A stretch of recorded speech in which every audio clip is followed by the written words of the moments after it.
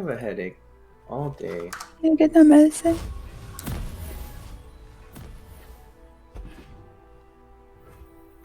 Alright. They in it? Hello, friends. Is it time for Runeterra once more? Yeah. We're in the winner's semi. Yeah. Daniel versus Will. Dan's got a decent looking starting hand, but no real way to proc those Crimson Disciples yet. Let me show you what I can do. Will's playing fast, Thermo right off the bat.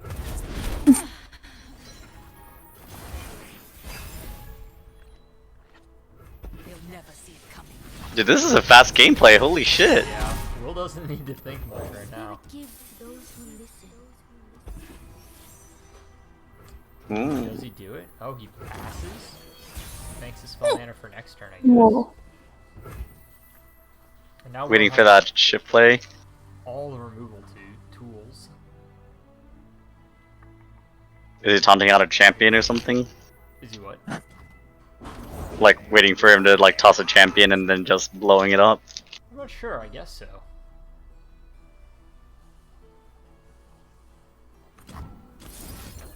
Yeah, it's that. What is that? The static one? Yeah. Static shock. Static This shock. is Karma Ezreal. Where are your Will's decks? When are they putting spectator in this game? It would be great if they had a spectator mode. You would think that they would do that, but Hearthstone also doesn't have like a good spectator mode, right? Yeah, It doesn't? They do for professional and like tournament use, but I don't think there's a way to do it for like friends. Oh, really? Why? Denying the burn damage and Because Hearthstone likes Blizzard likes being in charge of all their esports. Oh, so like they just have like a what is it called? Like a proprietary thing? Yeah. Is that what you say? Fucking Blizzard.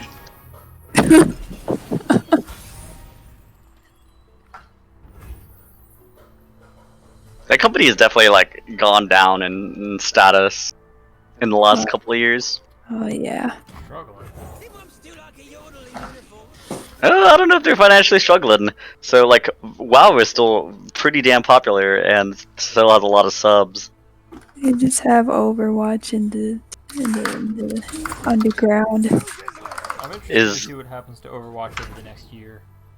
Yeah, same. Yeah. Because like I don't- this was Homesteads was supposed to be like a super big deal, and that's not working the way they wanted it to. I'll try anyway. Homestead. No. This was their first season of the Overwatch League where they moved entirely to on-site for esports. So like they'd play matches in Dallas one week, and the next week would be like Atlanta and stuff like that. It was so much trouble. Also, Blizzard is God. definitely not struggling right now. I think in 2020 or like Q1 2020, they like hit a 52-week high or something. So I think they've been as big as they ever were, really. Yeah. But it's for a variety of reasons, right? Gamers are at home because quarantine. So I mean, our outlook is really, really strong right now too because gamers are. Yeah. Esports stocks have risen across the board, unlike stocks everywhere else. So that's one. Two, Warzone had a gigantic following when it came out, and it makes a lot of money for them right now. Warzone is a Blizzard? Activision Blizzard. What the heck? I should have been more specific, saying like the esports side of Blizzard games as opposed to the actual company and profit.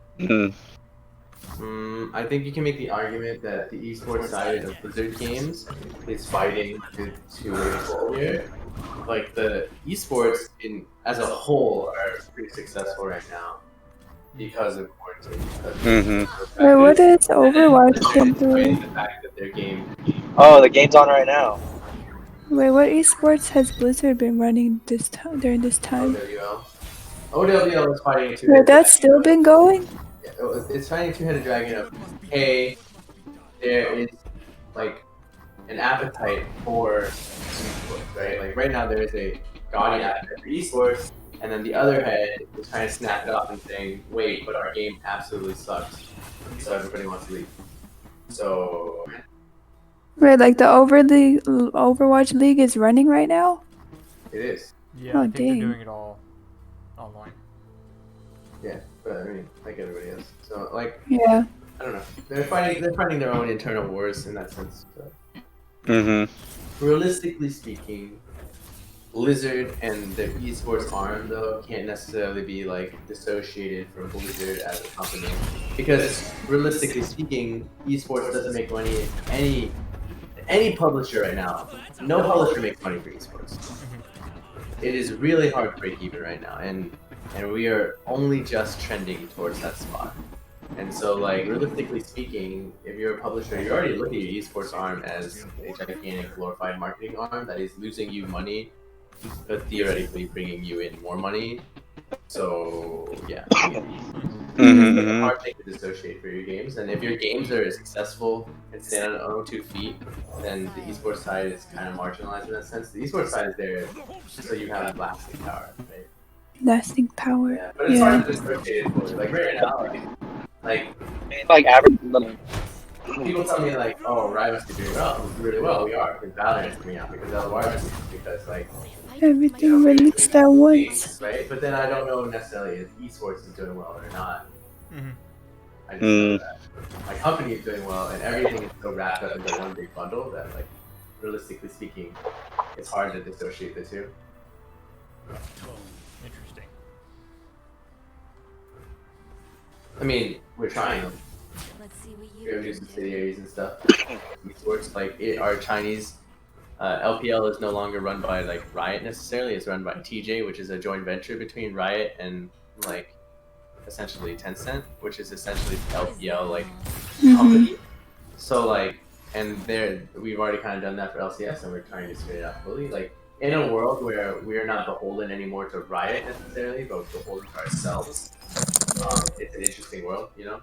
It's like there's football and then there's the NFL, and those two things are kind of... It's just weird because we have a publisher plus our league, but theoretically if we have leagues that can operate somewhat independently under, like, you know, the federation or whatever, like, then we have more leeway and liaison to, like, market ourselves out. Like, I don't have to go to Riot every time to get, like, rights and stuff like that to tell this federation.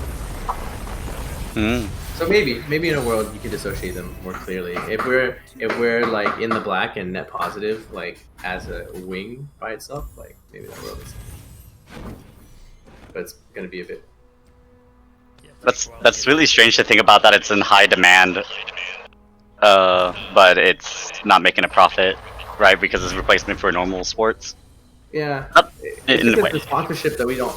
The sponsorships that we have aren't as lucrative as like the sponsorships that like like traditional sports have. Like, traditional sports, they literally monetize everything, like every little thing, and we're getting there. We're trying, right? And some people are like, I mean, and hilariously speaking, like when traditional sports did that at the very start, like rewind to the real genesis of the NFL in the 70s and 60s, 50s, right? Like people had like some sort of outrage, like there was like a sellout factor. Nobody really says that about esports because like people are smarter now and they realize like how are we going to survive unless we make money, and how are we going to make money without sponsorships and stuff. Well, and like TV deals, I don't know in the US, but like for the Premier League and shit like that, like the money the TV companies pay the league for the rights to stream them and stuff is freaking insane. Like millions and millions and millions of dollars, like 80 million a year goes to every Premier League team just from the team. Right. Yep. So a lot of teams find it hard to be profitable because, like, realistically speaking, there's a bunch of drivers to being possible and profitable for a team, like your TV deal, right? The league and stuff like that. Your independent sponsorships, that's big. Like things that you sell, so your merch and like all that stuff. Your ticket sales, that's not like the biggest driver, but it's still like relatively sizable. Yeah, there's a ton of random stuff, right? And we can't offer a lot of those things to teams. Like we can't offer ticket sales because we sell tickets for like $20 to our little venue with like 300 capacity, right? We can't offer that.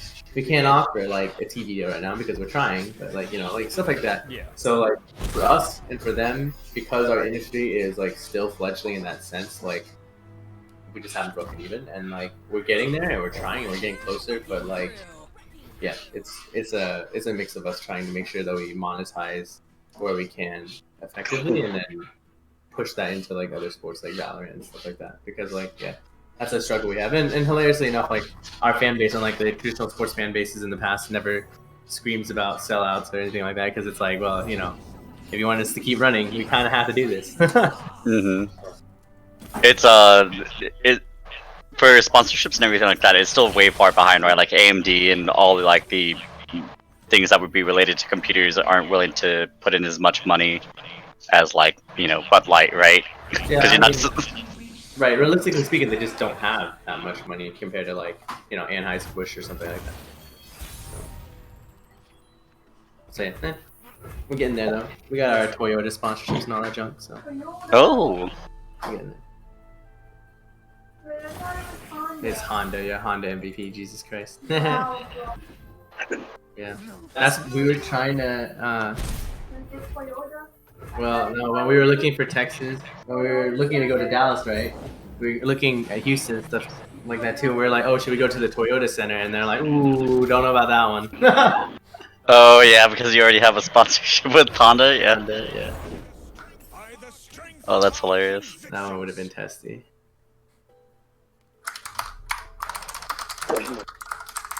Hey be Brian, very is there a specific reason why Valorant isn't going to be the tournaments aren't going to be run by Riot? Is there a specific reason why Riot's not making their own like LCS equivalent for Valorant? Never said we wouldn't. Oh, I remember you telling me that like it was going to be more like how CS:GO does it. Well, we're still working on it. Don't know. It's really fledgling, and we haven't like really landed on much. Until we until we like officially announce, we're always thinking about like what the best way to do things is. Like realistically speaking, we just don't want to make mistakes and force an esports scene when it won't work. Yeah. Huge. Damn, this is gonna be a really rough game for Dan. Dude, is it gonna be a fucking Will versus me in the finals again? Yeah. That's what it's looking like. Will's kind of smart.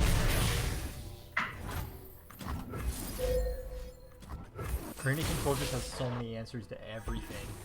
And the inclusion of Vi in this deck has made it way better than it was pre-expansion. I've actually never played against Karina Control. Dude, it sucks. It's basically the Elite Spider package with Vi and all of Piltover and Zonspur. And then you just finish the game with Flynn and Letteros. Well, I know what I'm banning. Just kidding, can't ban in the finals, bro. Dude, how tilting would it be if I just went like 3-0, right? What do you say? And then his Karina Control... I said, how tilting would it be if I went 3-0, and then his Karina Control deck just beat all of my other decks? Well, let's see. You,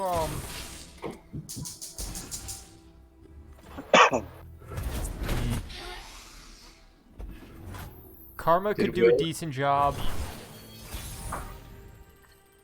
Dehu and Dur can also be pretty good if you play around your atrocities and stuff correctly. Yeah. Did Will win the last game? What? Did Will win the last game? Will's 2-0, right? Yeah, it's 1-0 right now. Will wins this, it's 2-0. Oh, it's 1-0. Okay.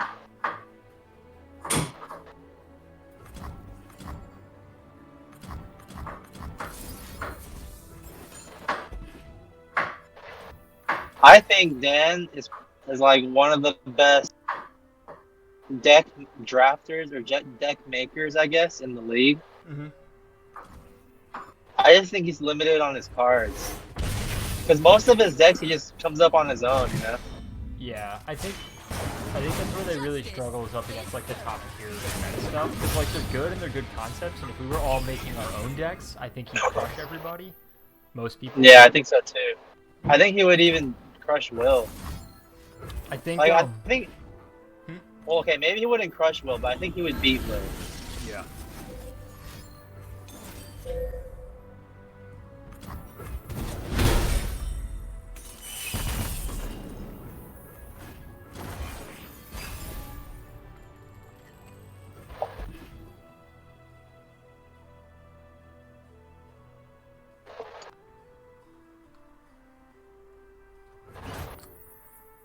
Passes?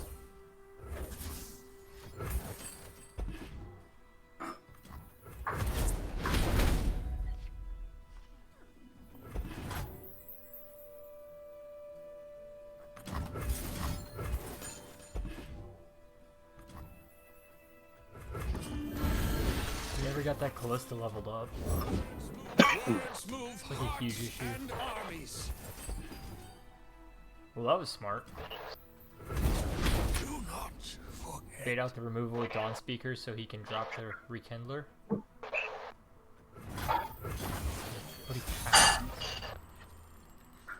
Wait, why wouldn't you just play on curve there? What? I also think Dan is probably the most improved player from last tournament. Yeah.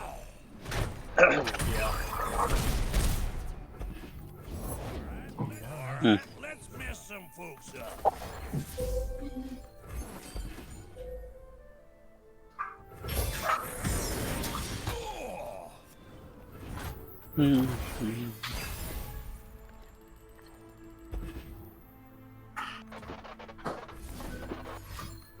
Okay. Does that block? Does barrier block that damage? Oh shit. Tough, you mean? Yeah, tough. We're just gonna slap that down. I guess it means he doesn't have much mana anymore, so he can't. Is he just trying to stall? Like, what is he doing?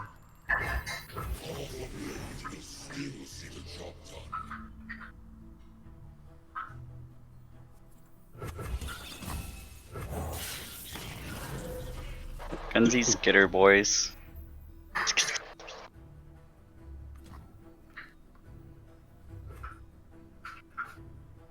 Are you gonna double skitter so he can play the Vi safe? Damn. Well, if he double skitters too, like, if Daniel doesn't play Rekindler soon, he needs blockers. Yeah, double skitter so the Vi is a safe play. Okay.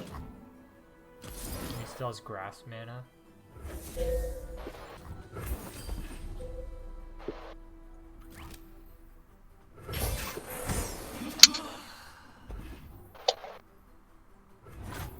Hit 'em where it hurts. Trouble coming at ya.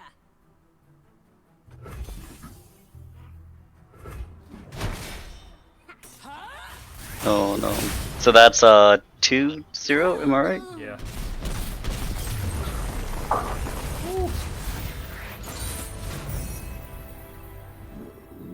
Alright, so Dan has played his Dawn Speaker and his Swain Sag.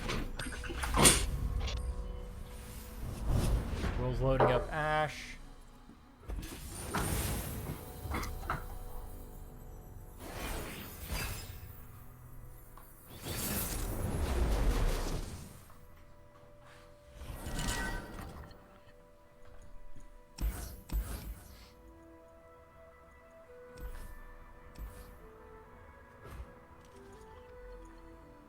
Giving the Starlight and the Ice Veil. The Ice Veil will let him get off to a decent start getting Ash leveled. No, I think he should keep the wolf. Think so? Drop. Yeah. Interesting. I guess it depends. I mean, maybe I'm in a Hearthstone mindset where I want to round my curve, but since he won't have a one play, I don't know if I guess it's necessary for him to round his curve.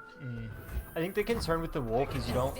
I think playing it without having a frostbite can be really tricky because it's pretty susceptible, especially to the Noxus burn they're packing. Like deal 2 to an enemy, deal 1 to the Nexus.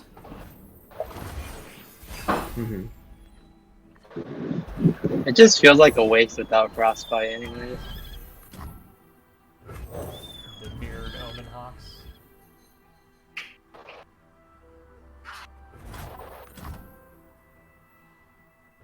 Sharpen the blade, secure the kill. Interesting.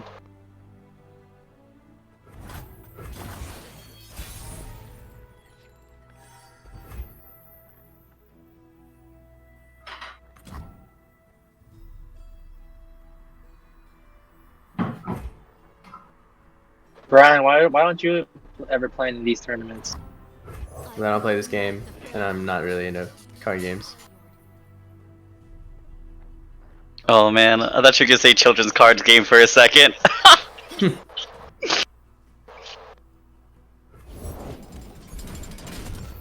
Yeah, I'm kind of over this game too. Yeah, I'm over Valorant too, so not just this game. Mhm. What is? I played it when it was during the beta, but it's just too much. I mean, it's the same thing as always, just like Magic the Gathering. I love Magic the Gathering, but it's just collecting and playing, collecting and playing. Just Yeah, I don't know. It's fine. I think I'm Valorant sure would be more it's fun. enjoyable. I think Valorant would be more fun once they get more maps out. Yeah, I can see that. Ah. Just a little bit more variety. Maybe. It's just so like repetitive. I don't know. Yeah, I don't know. I'm just not in a FPS or not FPS. I'm just not in a CS Valorant kind of mood. So maybe eventually I'll play. But I mean, I went back to Have you Solo been playing much Tarkov? no, I've just been playing League with. I mean, it's like realistically speaking, it's the. I mean, like I don't know. I said this yesterday, and it's not like directed at anybody in particular. But realistically speaking, actually, it is. Realistically speaking, I just like playing with certain people. No, what I mean, it's in a positive way. Realistically speaking, I just like playing with certain people, and if they're not playing the games I'm playing, then like, eh. Like Nathan isn't playing much Valorant. He's playing a lot of TFT and League, so I like playing TFT and League. I like playing with Nathan. That's pretty much it. So it's a positive thing. I like playing with my brother. Not a negative thing. You can direct at anybody. So. I think that's totally fair. I do the same thing with like WoW and Final Fantasy. Like I prefer hanging out with a certain like person, so I play the game that they play. Yeah. The Triferian Search it. Assessor right here is really good. Yeah, there's nothing really more sinister to it. It's just, I like playing with Nathan. I like playing with Lane and Nathan, so I've been playing a lot of these. I mean, I went back to grinding solo queue for the first time since last season, like a week ago. And it sucks, but like, I don't know, I'm enjoying League right now more than I have been in the past. Hmm. I think I needed a break. Like, I didn't play a lot of League for like 2 or 3 weeks before that, so. You own what you take. Oh, that's good. I've been enjoying playing with Brian and Elena a lot, I love a taste. and then Stand everybody and else that fight. comes in about. The babbling Durg into the ash for the frostbite. The time is right. Strike now. Really, he's just gonna stack the ash. Oh.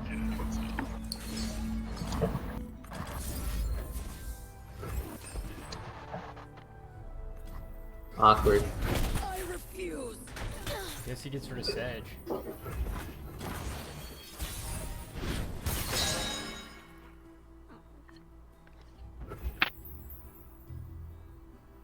Watch. And for a deck that hasn't been Let's get a good faring look super at you. well in this tournament, the Dirty Dash, Look what you.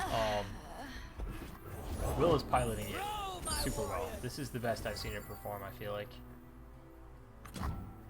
Will no one listen? Damn.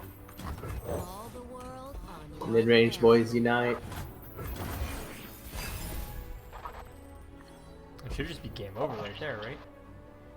Oh no, it's Daniel's attack.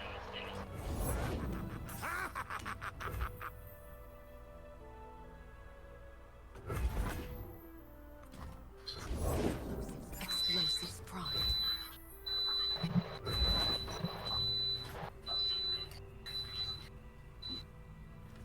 In position. You gotta play the Sejuani. He's got a Brittle Steel and a Culling Strike, so looking at his cards, there aren't that many things he could do. If he plays Sedge, I guess he can play the Icetail Archer, obliterate the Omen Hawk to get the Frostbite off.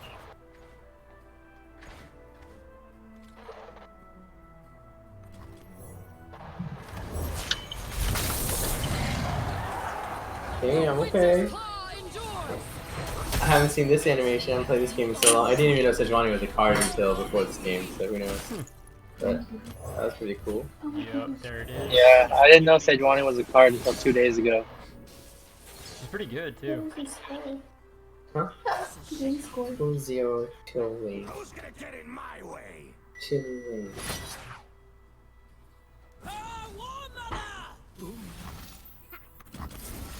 Oh man, those culling strikes are doing so much work this game. I'll lead us to victory. We'll do it back. He draws Crystal Arrow next turn. Frostbite's everything. Almost. I know what Yeah, I you're like playing celery. Wait, what happened? Stay back. Free up some board So? space. I just like celery.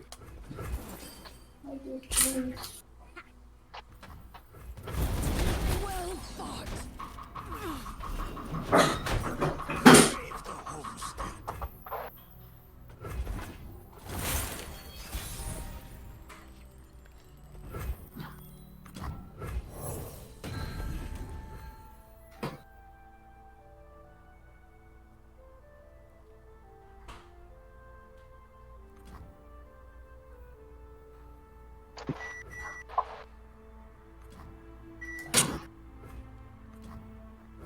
You know, I've played against Daniel's Swain Sedge deck a lot.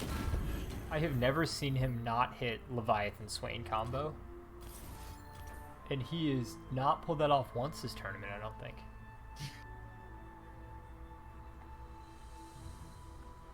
What's the Leviathan It Sedge going on? So when Swain levels up, he stuns the strongest back row enemy each time you deal damage to the enemy nexus. And the Leviathan deals 1 damage to the enemy nexus 3 times at the start of each round. So once you get the Leviathan popping, he just starts like stunning everything, basically. I see.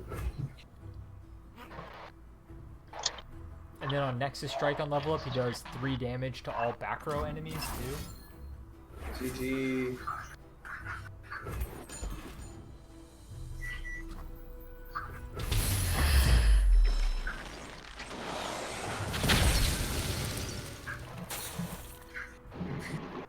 Oh my god.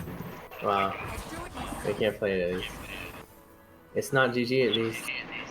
He survives another round. His hand is empty.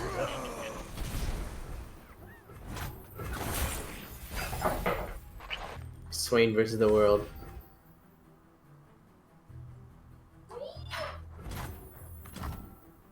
Victory requires a sharp blade. Only the Damn. finest serve. The straight card advantage, dude. Chartirian Assessors are really good if you can get a board like this. Watch, learn, mine. Good luck with this. Damn. That overkill. New Freljord will rise. It's ovaries. Will won 3-0. Playing way too fast. God damn it. You were playing way too fast? Yeah. Yeah, don't. Number one rule is if the other person's playing quickly, don't play at their pace. Yeah. Damn. Good games. Rope him every round.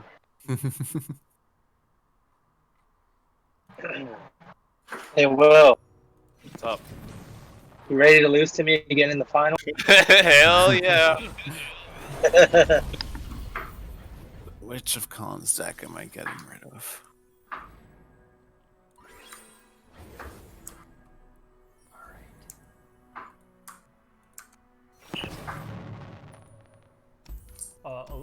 Brian, are you and Elena eating dinner right now or soon? Soon TM, but Okay. less.